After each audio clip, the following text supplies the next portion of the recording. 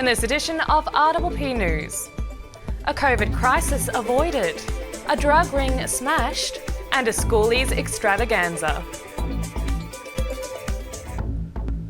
Hello, I'm Catie Sharp. Welcome to the latest edition of RPPV News, bringing you stories from across Frankston and the Mornington Peninsula. Village Glen CEO Peter Nielsen says their aged care facility in Mornington has controlled a second COVID-19 outbreak. 17 residents and 4 staff tested positive to the virus, but as all are double vaccinated, none have required hospital treatment. Mr Nielsen told RPPFM that the latest Delta infection is serious, but nowhere near the centre's 2020 outbreak that infected 39 people and took 5 lives. Mr Nielsen praised his staff, whom he said had done an amazing job, and confirmed that the centre was over the worst of the infection. As of this week, the peninsula has 274 active cases and Frankston now only has 205, a drop of more than 100 cases since last week. Detectives have crushed a major drug trafficking syndicate operating in Melbourne's southeastern suburbs, arresting 20 people following a year-long investigation. On Tuesday morning, sweeping raids were made across a number of suburbs, including Cranbourne, Skye and Frankston. Among the arrests were a 32-year-old man and a 32-year-old woman from Frankston and a 35-year-old Cranbourne man, all of whom were charged with trafficking and dealing. In July, a 28-year-old Balnarring man and a 36-year-old Frankston man were intercepted by police patrolling the New South Wales border near Wodonga. A search of the vehicles found more than 15 kilograms of methamphetamine, estimated to be worth up to $10 million in street value. Over the course of the operation, police also seized cocaine, butanol, nearly 8,000 steroid tablets, prohibited weapons and almost $650,000 in cash. Every year, thousands of school leavers flock to Rye to celebrate the end of 13 years of schooling. This year, the Shire has introduced a new approach to schoolies. They're hosting a ticketed festival this weekend with live music, activities and food trucks in the fenced-off area on the Rye foreshore. The event is ticketed and only open to fully vaccinated students who graduated in 2021 or 2020. This approach will deter minors and toolies from crashing the event and was designed to avoid scenes like those at Rye in 2018 when the flares were lit and riot police deployed to control violent outbreaks. Over 1,000 tickets have been sold so far, but you haven't missed out yet. You can buy a ticket for $40 for today at Peninsula Schoolies on Instagram. It runs from 2 p.m. until 10 p.m. tonight. Shuttle buses will give schoolies a safe way to get to and from the festival site.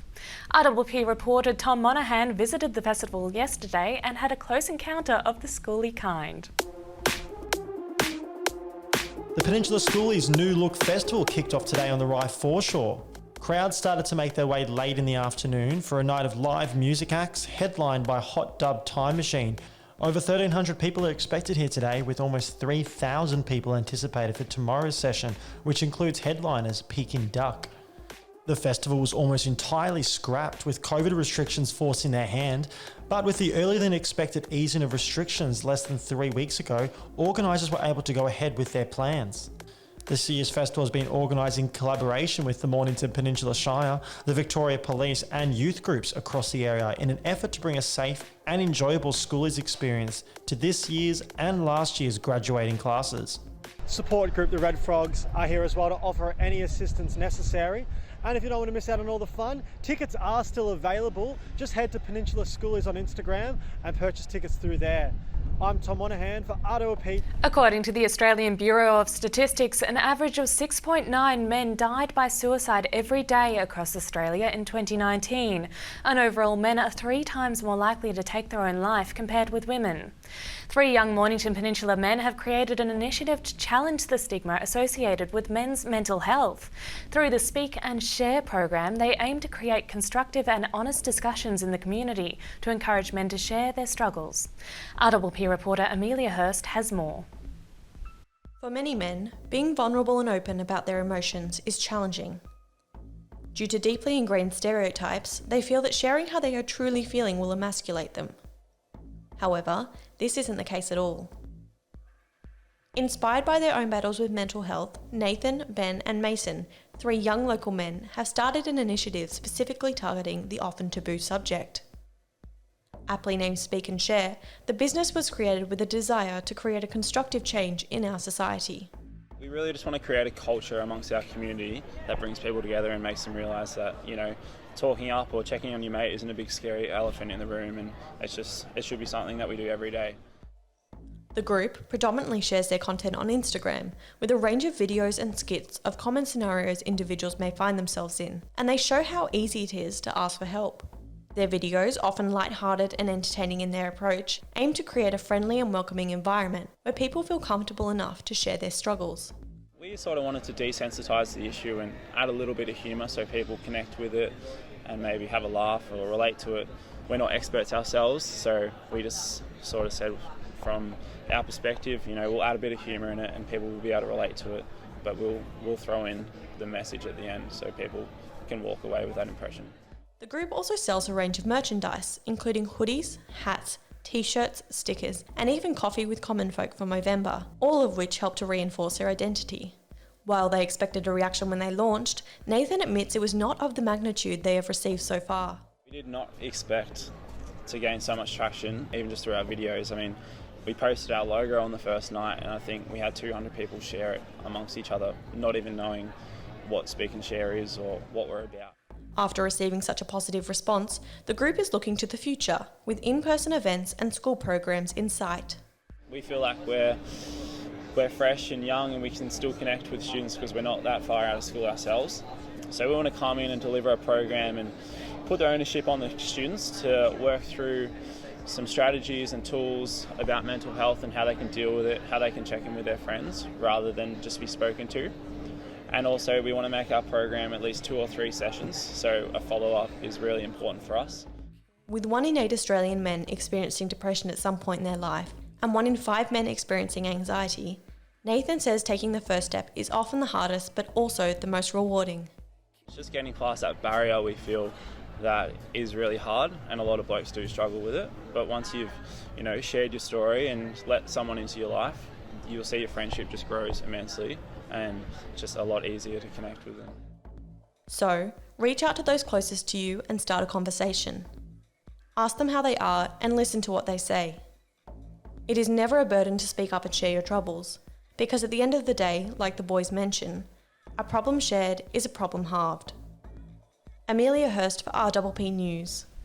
After countless lockdowns, McClelland Sculpture Park and Gallery has finally reopened. They turned 50 in the middle of the year and have relaunched with a bang.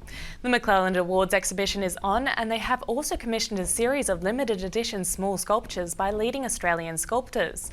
Works by Vipu Srivalasa, Clive Murray White, Narelle White and Manon van Kalsvik are for sale, commissioned as an initiative to provide financial support for artists who have struggled with the economic burdens of the COVID-19 restrictions. All proceeds from sales go to the artists, and a second round of sculptures will be available before the end of the year. You can get more information by contacting Jackie Harris at McClelland. Meanwhile, Gallery Director Lisa Byrne had a scoop for RPPFM's Peninsula Talks program. We are publishing a book next year called On the Lands of the Bunurong, which is about art history, design and the cultural legacy of the Greater Frankston area. So we'll come and talk to you when we launch that, and we're hoping it'll be ready for May next year. There's been a bit of delays with chains and all sorts of things, global supply chains and different things through COVID, but it will focus on particularly, architecture, art history. The McClelland is obviously involved in it, but Cruden Farm and other, the Rick Amors family in connection to Mulberry Hill. So quite a lot, Violet Teague, Chancellor and Patrick, the modernist architects. It'll be a terrific book that really showcases a significant cultural history of Frankston that I think is a really undersold and underknown, really. Well, that is fantastic. So we've just had a big scoop here on Peninsula Talks today, Lisa. You have indeed. And drivers are saving up to 20 minutes each way on the just-opened Mordialloc Freeway that now links the Mornington Peninsula Freeway at Springvale Road with the Dingley Bypass. RPP's Bruce Hutchins took the RPP SUV for a spin along the 9 kilometres of new road. It has been under construction for the past 2 years and opened a month early last Sunday. 5 bridges have been built as part of the works, which feature the world's first recycled plastic noise walls, made with 570 tonnes of plastic waste from curbside recycling, such as milk and shampoo bottles. As well as easing traffic and improving commute times, the freeway extension will take more than 13,000 trucks off local roads. After the break, we go to Nicola with the coming week's weather report. Everyone knows Australia has 4 big banks. But there's another big bank snapping at their heels. It's been around for over 160 years, has 1.9 million customers nationwide who bank in branch, online or with their mobile app, and is regularly voted one of Australia's most trusted brands. Who is this bank that has everyone's attention? Welcome to Bendigo Bank, the better big bank. Established in 1988, Progress Signs has been servicing the local community for 30 years. Located on the Mornington Peninsula, they are the #1 destination for all your signage needs, specialising in a variety of signage from vehicles to shop fronts, occasional and corporate events, short-term, long-term and everything in between. If it's signs you need, be it large or small, Progress Signs is the place to call. Available 24/7 at progress-signs.com.au or call the team on 5975 9188. Thinking signs? Think Progress Signs, a station sponsor.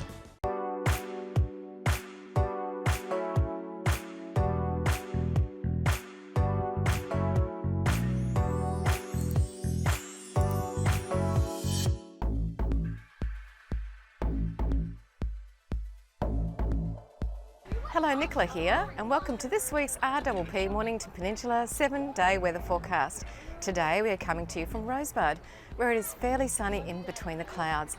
However, spare a thought for our East Coast brothers and sisters, who at the present are dealing with torrents of rain and flooding. Let's take a closer look at this week's weather and find if we'll see some warmer weather for this week's start of summer. Today, Saturday, the 27th of November, brought us a partially cloudy day with some sunny breaks. We reached an expected top of 20 and a low of 10. And a reminder that the sun protection is recommended from 9 a.m. to 5 p.m. over the next 4 days, as the UV index is predicted to reach 10, which is very high. Sunday sees mostly a sunny day with an expected top of 22 and a low of 10. Monday sees a very sunny day, possibly the best day of the week with a low of 9 and a high of 24. Tuesday brings another mostly sunny day with a 10% chance of rain. Expect a low of 12 and a very high warm 27. Wednesday, the first day of summer, sees the warmth peaking for the week, while we can expect to see some more rain with a 40% chance of showers across the peninsula. We will see the sun during a partially cloudy day. Look for a low of 13 and a high of 29. Thursday starts to cool with a partially cloudy day with a 50% chance of rain. Expect to feel a low of 13 and a high of 22. And finally, Friday sees another partly cloudy day with a 30% chance of showers across the peninsula. We should feel a low of 10 and a top of 18. Now let's take a quick look at the fire hazard warning level for this week. Fire danger is low to moderate. Well, that's all for this week. Enjoy the sun and the next few days as we move into a much needed warmer period. And remember to continue to be kind, patient and understanding with each other. Until next time, take good care. And now to our surf guru, Muzz, with the surf report. Hi, and welcome back to this week's Surf Report.